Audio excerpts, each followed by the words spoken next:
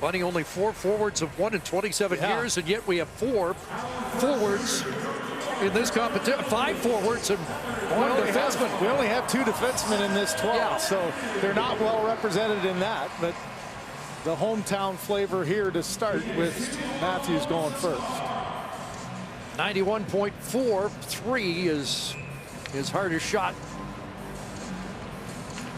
this year in competition, and first up at 90.73.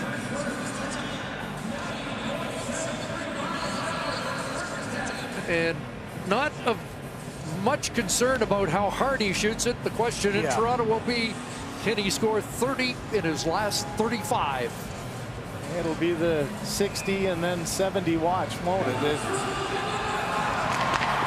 A second shot, and he ups the ante up to 96.2. So one thing to notice there where that puck went, his first one was almost along the ice, and that often doesn't get the same kind of a reading and tempo in it. That was about perfect, about a 1.5 feet right into the bottom part of the net. And if you watch the shots historically, that's the area where it seems to generate the most velocity.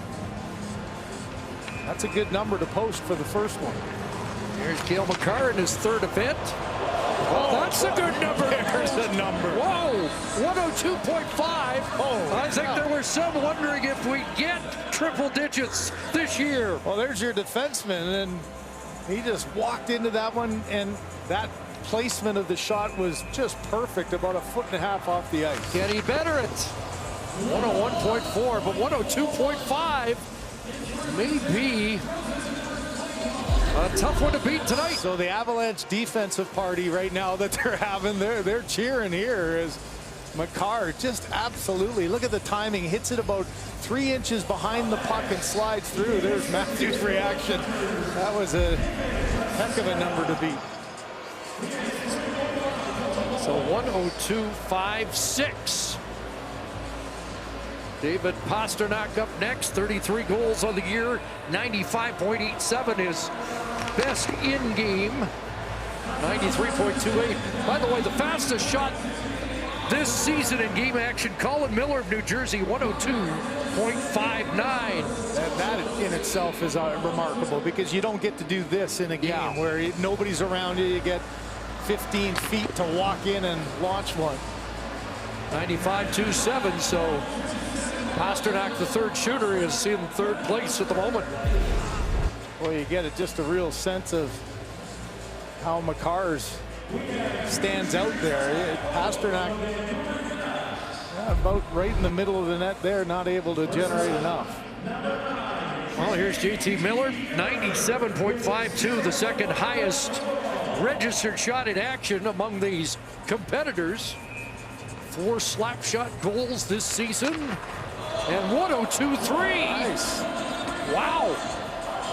We took a little angle route on that one and kind of slid into it from the right side as the left shot, and he just pounded that one right into the middle. That's his best of the year. So Makar still has the lead, but can Miller dial it up a little further?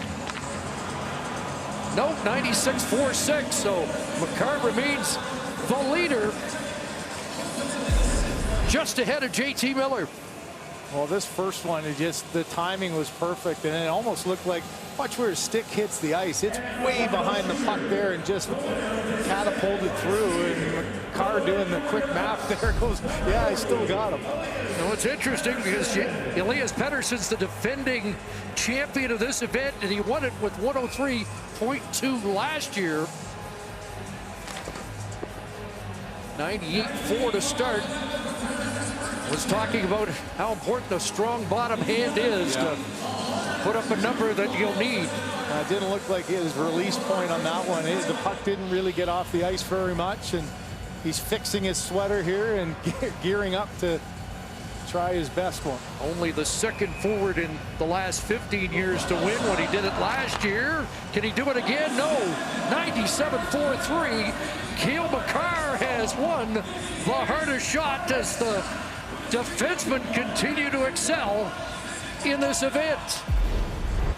He kind of sheepishly looking there. He set the bar with that 2nd shooter.